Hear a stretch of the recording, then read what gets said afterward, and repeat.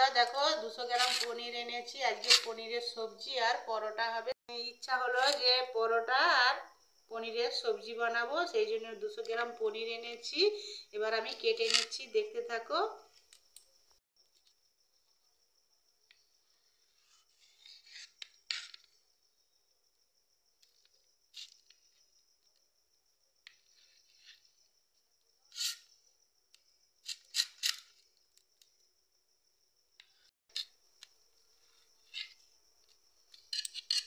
বন্ধুরা দেখো পনিরটা কি সুন্দর কাটা হয়ে যাচ্ছে, খুব সুন্দর পনিরটা।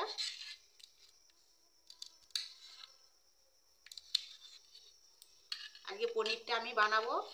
অল্প করে একটা আলু নিয়েছি, এই যে আলু। পনিরটা আমার কাটা হয়ে গেছে।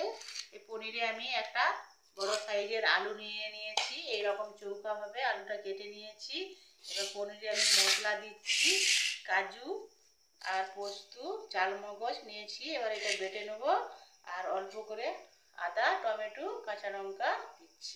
আমি কড়াইতে তেল দিয়ে দিচ্ছি পনির ভাজার জন্য।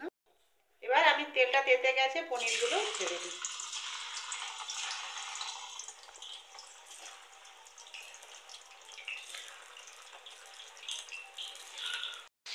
পনিরগুলো আবার উল্টিয়ে দিচ্ছি।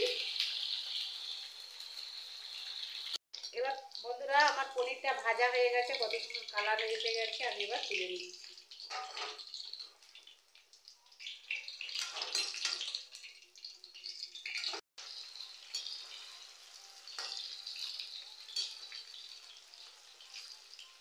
এটা ভাজা হয়ে গেছে, আমি তুলে নিচ্ছি। দেখো কত সুন্দর কালারটা, কি ভালো লাগছে। পনিরটা এখনই মনে হচ্ছে যে ভাজাটা খেয়ে নিই।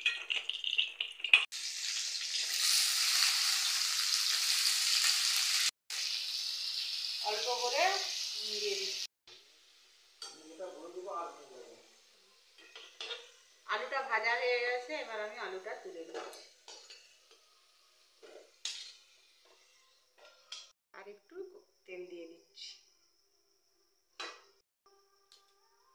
অল্প করে চিনি দিচ্ছি। তেতে গেছে, এবার আমি একটা তেজপাতা, দারচিনি, লবঙ্গ, এলাচ দুটা দিয়ে দিচ্ছি তেলের উপরে।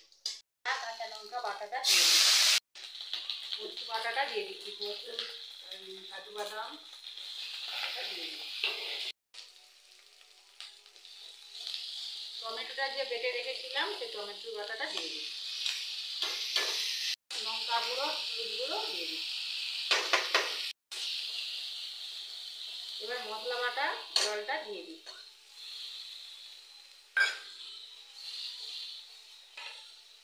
এবার হালকা আঁচে মশলাটা কষিয়ে নিচ্ছি ভালো করে। স্বাদ মতো নুন দিয়ে দিচ্ছি। মশলাটা কষানো হয়ে গেছে, এবার পনির আলুগুলো দিয়ে দিচ্ছি।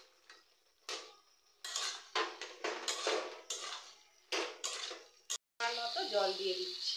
এই রান্নাটাতে বেশি জল লাগবে না, আমি অল্প করেই দিচ্ছি, মাখা মাখা হবে তো। এবার আমি 1 চামচ পনিরেতে চিনি দিয়ে দিচ্ছি। পনিরটা রান্না হয়ে গেছে, এবার আমি নামিয়ে নিচ্ছি। বন্ধুরা আজকে আমাদের রাত্রে খাবারের জন্য পরোটা আর পনিরের সবজি বানিয়েছি। দেখো কত সুন্দর হয়েছে, কালারটাও দুর্দান্ত। বন্ধুরা ভালো লাগলে লাইক, কমেন্ট, শেয়ার করবে, আমার পাশে থাকবে। নতুন বন্ধুরা আমার চ্যানেলটাকে সাবস্ক্রাইব করবে। সবাইকে শুভরাত্রি জানাচ্ছি।